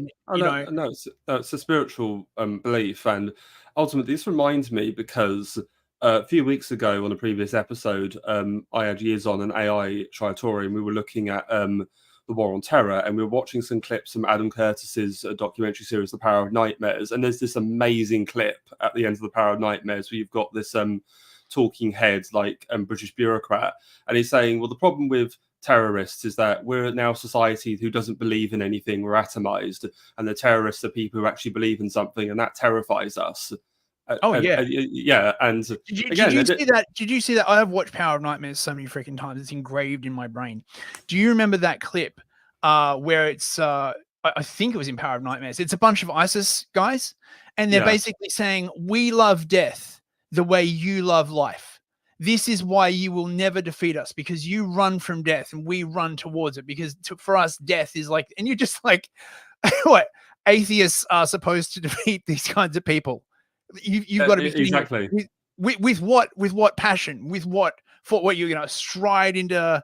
I mean, is this what the whole, you know, LGBTQ thing is, right? An attempt to sort of inject a sort of religious fervor into, you know, atheism, so that it's easier to propel it or something. You know, you can be like, oh, you know, you're not going to go to war for atheism, but you know, what if we were going to go to war for gay rights? I can't believe I'm saying it's going to happen.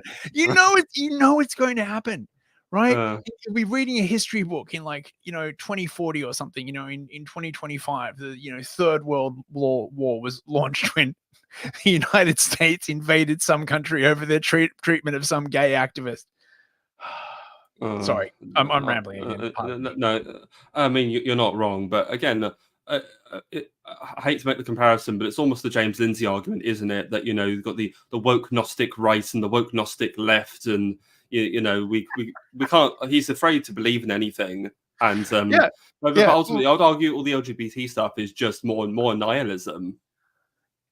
Yeah, well, I mean, it is actually really weird if you think about it, okay? Because it's gone from the worship of the self, right? So the worship of prosperity, to the worship of the body, and now to, like, the worship of a body that doesn't even exist, like a conceptual body that you then undergo surgery in order to more closely resemble. Man, that's mental. Like, what the actual hell is going on with this? Like, you know, you can make a really good argument that this is why you've got to have church and you have to have organized religion, because as dangerous as those institutions can be, not having them and just letting this thing basically fly in the wind, and whatever chancy opportunist comes along and is like, oh yeah, I've got a great idea for a cult, guys, like, you know, it can make me a lot of money, right? And if that winds up as a state religion, you are screwed. No, it's the worship of the cast nexus, as Carlyle would say. I really need to read Carlyle. I never got around to it. Right, let's carry on. So its next aim is to convert this passive readiness into an active demand. People should not merely expect but insist upon a pan-European attitude in their leaders. They should compel the unification of Europe by the growing pressure of public opinion. They should withhold their vote from any candidate in any party not openly subscribing to Pan-Europa, and read no newspaper which does not work for the European idea. They should regard the enemies of Europe as the enemies of their nation, their family, and their person, and oppose them. They should publicly, on every occasion, acknowledge themselves to be pan-Europeans. Whenever possible, recruit new supporters for the idea, the movement, and the organisation. If anyone can speak for it, let him speak. If anyone can write for it, let him write. If anyone can contribute for it, let him contribute. For ideas and money have always been the raw materials required for the formation of public opinion, and without them, there can be no struggle to effect a great political change. I mean, he mentioned public opinion there, but this is straight out like Edward Bernays. It's like that we need to condition the masses to be for this like fanatic idea ultimately. Oh my God, I hate Bernays so much. I mean, product of his time. But, you know, the other thing that's implicit in this is that really, you know, the way you rule is through public relations, through, you know, convincing the minds of the electorate. And I get, you know, when you originally explain democracy to people, they're like, oh, that sounds really good. You know, I'll examine, you know, what's available in the marketplace of ideas, and I'll indulge in the endless conversation. And by doing this, I will come to the most correct understanding. No, you bloody won't. You absolutely won't. Because the people that make the products that are stocked in the marketplace of ideas, right, and who speak the loudest and most eloquently in the endless conversation are not only professionals, but often paid. No, and what I find even more disturbing about that passage is like you must sacrifice your familial interest, your national interest, like your local interest, all for like pan-Europe. And it's like, this is like a really messed up cult if you think about it. So yeah, it's United Nations before the United Nations, really. And whoever realizes the necessity of European Union and yet does nothing to make it a reality is guilty of a crime against his fellow human beings and himself. since he makes himself an accomplice in all the catastrophes in war and revolution and the distress which threatens to destroy our lacerated Europe. On this account, it is the most sacred duty of all the men and women of Europe to join the Pan-European movement, even if they're not in agreement with every point in its programme. Details and paragraphs are not the important thing. What matters is the creation of a new European will and European spirit.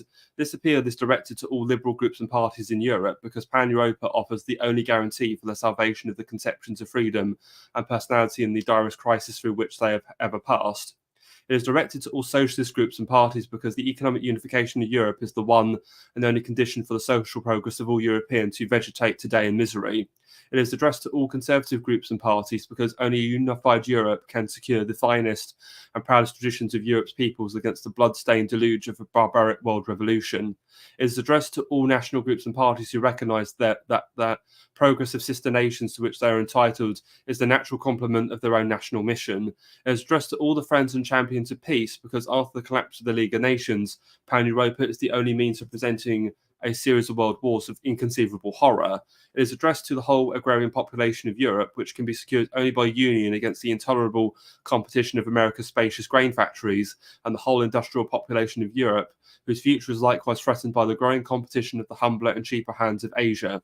It is addressed to all the merchants and businessmen of Europe, whose activity is continually colliding with those senseless tariff walls and currency restrictions which dismember their natural market. It is addressed to all the artists, thinkers, writers, and research workers and scholars of Europe who see in the reconciliation of our hemisphere the essential condition for a reblossoming of culture in the Western world. It is addressed to all the professing Christians of Europe who identify the mortal enemy of Christianity with the mortal enemy of Europe and are determined to fight in the Christian spirit for a peaceful future for the European family of peoples. It is addressed to all the youth of Europe who are tired of the obsolete slogans and petty intrigues of European politics, along for a great common ideal for which it is worthwhile to suffer, to fight, and to conquer. If all the spiritual, political, and economic forces stand together against European dismemberment and impoverishment, against new world wars and against world revolution, our generation will assuredly witness the birth of the United States of Europe, the rebirth of Europe as the great motherland of united nations and of free men. But here's the problem. You want, socialists, conservatives, nationalists, common people, Christians, like liberals, atheists. You want all these motley crew of people who have vastly different competing interests to all just, again, get together and sing Kumbaya. Again, if you consider that he's talking about a very specific small group of people in Europe, then yes. But I mean, no. Again, it's the homogenization of the elites and the ignorance of the will of the people. I mean, the only point he's made there, which I kind of have some empathy with, is the point about concerns of the Asiatic hordes and their labour, because Spengler talks about that in Man and Techniques. There's his famous optimism is cowardice rant at the end of that is all because he fears that by Europe giving the modern industrial technology to the Asiatics, now Asia will start to catch up with Europe and will compete along with the Americans and the Soviets. And so you can almost say that, Kalogi is actually, if you think about it, he's kind of a prophet of doom in a way, but he's got a very different solution to probably what Spengler would have gone for. Yeah. I mean, it's interesting. Earlier, he talks about autarky because the EU and the UK seem to be abandoning the idea of autarky. It's very, very weird. Like, like what they're doing with the power and stuff like that. They'll be like, oh, that's cool. We can always, get gas from elsewhere or something, where they could just make these things themselves. But it's seen as autarky, I guess, is seen as deeply unfashionable. It has the whiff of nationalism about it or something. All proper multilateralists should increase trade, which means sort of getting stuff from elsewhere. Sell your power. Yeah. Yeah. And like, don't get me wrong, I'm not against national trade, but what I am saying is that there are certain pieces of critical infrastructure and manufacturing that you need to keep at home. Like some things are social problems, not economic problems, and that's the the issue is that these people don't see the difference. Yeah, they really don't. They see Europe as like one grand series of coffee houses for them to tour around in, isn't it? It's an economic zone, right? Yeah, just like England is, or London, I suppose, is an economic zone, right?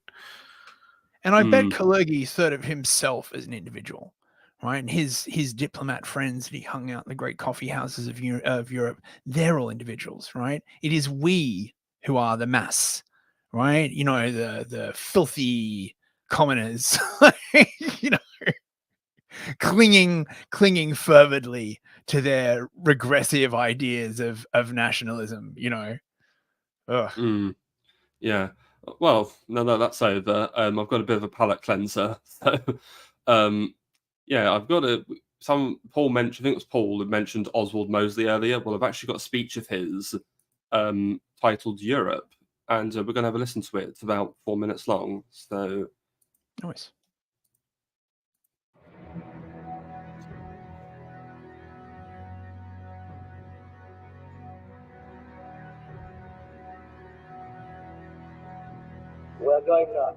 We're going down to exactly the same fate which destroyed the greatest civilization the world has seen before the modern age, the civilization of ancient Greece, when you had in quite a small area a number of city-states hating each other, fighting each other, tearing and destroying each other. And the wonderful thing which it produced for our literature of an incredible beauty which has adorned the ages ever since. That wonder of Greece was destroyed because they could not realize the brotherhood of Hellas and live together in friendship and in amity and in love together. They quarreled over small, ridiculous little things, like we quarreled with the Germans about, like we quarreled before with the French about, like we quarreled before with many other people. Europe quarrels on nothing in the balance with Europe's great common interest in something greater than any interest, a community of blood and a community of tradition. My friends, it's time we began to think of it. There were days not very long ago when Englishmen and Scotsmen and Welshmen couldn't live together at all, when they fought each other continuously. There were days before that when you had battles between Wessex and Mercia in England. Before that when village fought village. But they came together in bigger communities because they had the same blood and the same deep feelings. And they became a nation. And that's exactly what we're asking the European peoples to do. By everything that we've got, all the great things we have in common. We've had the wars which divide us, but we've had the philosophers, not poets, not painters, not sculptors, the artists, the wonders and the genius of the European mind.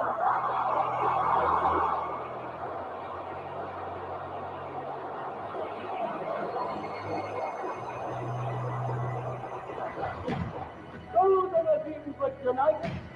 Worlds are divided. We shall fly. Our pride, brother, we fought about nothing. We lost our tempers. Oh, we didn't, the people. We did not realize it. We did not want the wars. Our rulers did. It was the rulers who brought us the ruin, never the people. The people will always have been united. If I could show you the French and the Germans and give you for a moment the same language, if for one moment you could come together with those people mixed in this whole, well, you know you are the same people. You feel alike, you think alike, you live and dream alike.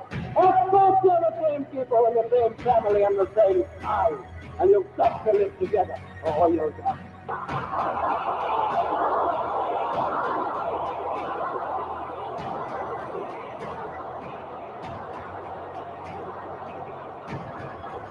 Well, that's my friend, is what we're asking you to do. We're asking you to forget that you fought the German yesterday, that you fought a Frenchman the day before that you hated the Frenchman then, even more than you hated the German last time. Ask you to forget all the feuds and wars and honor and blood and peacefulness that is about in Europe, and think of the great things that you have together.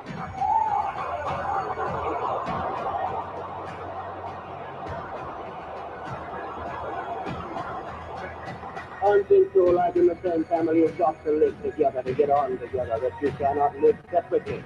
You've got to have the economic means of life in common because we cannot carry on as separate states. The day the small countries are gone and we can only live as members of a great community. But it's not only a material thing which is a necessity. It is a spiritual thing which must move it. Let us rise here, the enthusiasm, the will.